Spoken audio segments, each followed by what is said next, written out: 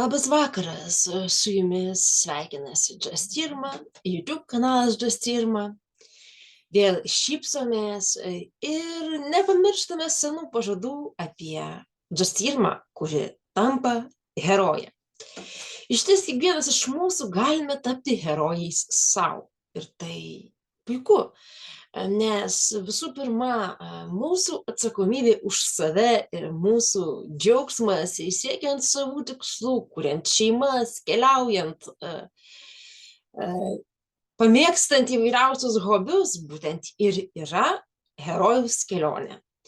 Čia aš šiek tiek rėmiausi Rhonda Byrne ir jos knygų serijos, paslaptis knygomis, bet visgi tas vidinis herojus, tas kovotojas ir esame mes, jūs, aš, visi tie, kurie klausomės, bendraujame, draugaujame, kylame į viršų, ritamės žemyn ir visą tai pavadiname gyvenimu.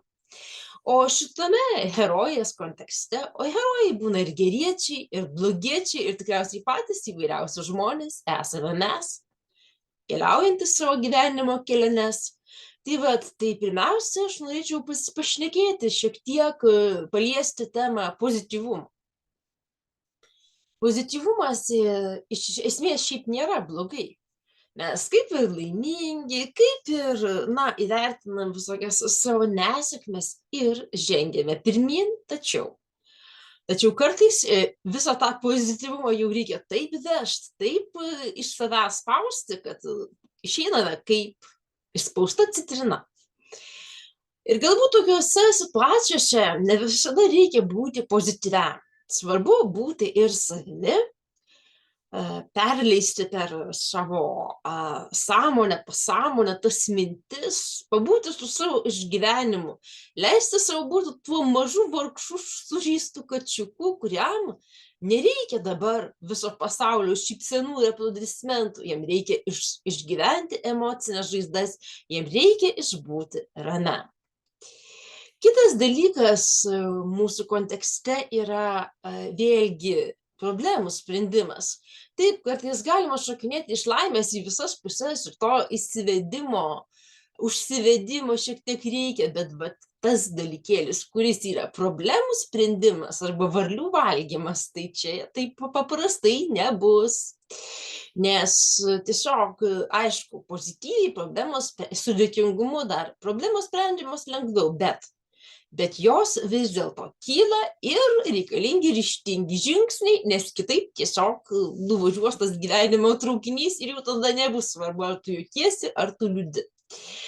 Toliau, vėlgi dažnai, kalbant apie žmonių psichologinius sutrikimus, yra paminimas kančios aspektas. Tai neišvengiamai, nebūtinai psichologinius ir fizinius įvairiausias ligas, liga retai atneša laimę. Susigyvenimas su ja, pamilimas jos taip, bet tas procesas, tas laikotarpis, jis sudėtingas.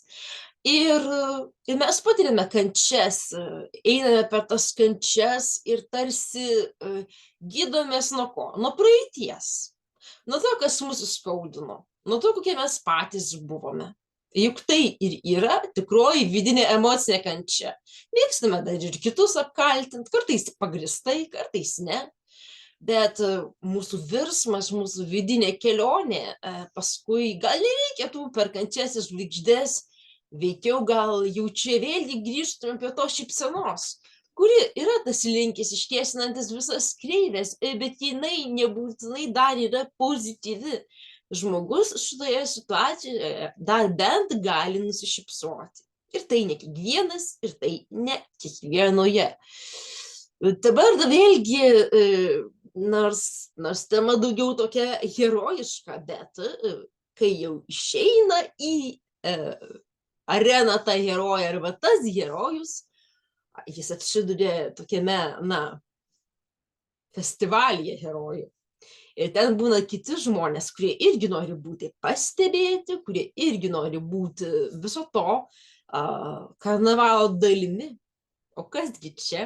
O čia yra nežmoniška konkurencija, o čia yra jautrus ir nejautrus, o čia yra patrauklus ir nepatrauklus, o čia yra daugybė susikirtančių tokių žmonių gyvenimų ir tada atsiranda, kas čia esu aš, o ten kažkur tai yra kiti.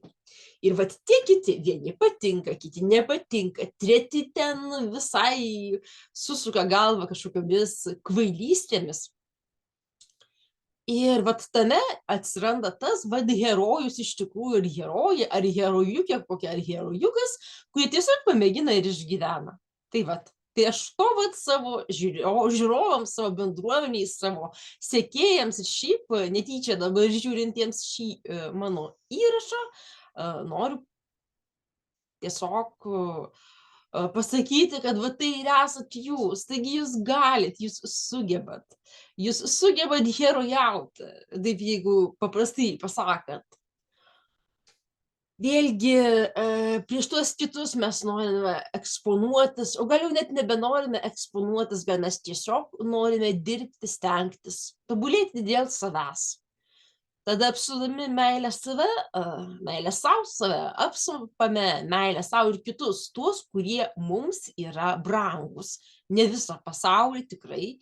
Ir trokštamas darbas čia atsiranda. Man, ne man, mūsų pasvarstymai, mūsų tokie dalykai, kad mes vėlgi, nors ir labai jau ten į tą socializacijos procesą įkišam tą visą dirbu, nedirbu, tai svarbu, bet gal kartais ta nuoširdi šypsena ir tas sugebėjimas džiaugtis, jausti tiesiog save, vat savęs jautimas ir atsakyti už savo veiksmus ir yra darbas su savim nemažas.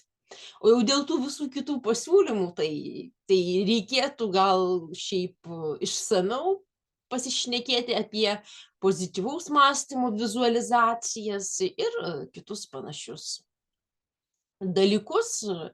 Vėlgi atsipalaidavimo technikas, nes kuo labiau atsipalaiduosi, tuo paprasčiau bus ir gauti darbą, nes tiesiog mažiau transliuosi darbo paieškoje įtampos ir streso emocijų. Ir dar sykį grįžtant prie tie visi kiti partneriai, šeima, draugai, visuomenė, čia vėl ta pati socializacija, tik vat, kad joje susvetimėjimas yra ganėtinai nemažas. Ir būtent kartu arba esant šalia visai šitam sociumui, mes ieškome svajonių. Mes dėl jų plaukiame per jūras, mes vis, vat tada jau aš būsiu laimingas. O kartais būna, kad ta svajonė pasiekta ir būtent tada laimė išgaruoja. Mokėkime džiaugtis ir ne tik tai rezultatais, kurie svarbu, bet ir procesu. Nes kartais ta patirtis įgyta tam tikrose aspektuose, tam tikrose gyvenimo vingiuose, jinai net ir finansiškai būna neįkainojama. Laimingas, gražus, su šypsena kuriamas gyvenimas. Pozityvus galų gale. Tik nepamirškim tų problemų, tų varlių valgymų, nes paskui labai prasideda tas liko iš vakar, tas liko iš užvakar.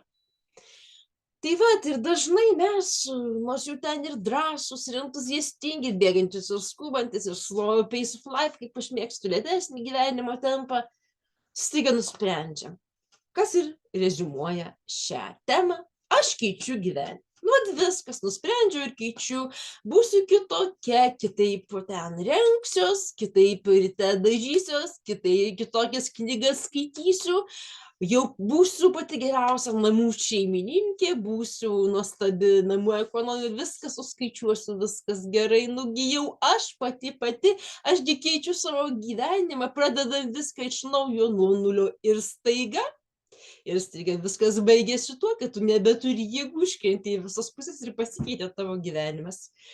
Tai vat, tai šita maža tokia paralelė tegul lieka su jumis, o mes būkime paprasti, bet neprasti su Just Irma, su heroje Just Irma, kuri visą savo herojiškumą šiandien atiduoda jums ir būkite kiekvienas savo gyvenimo herojumi. Laimingai jums iki Just Irma.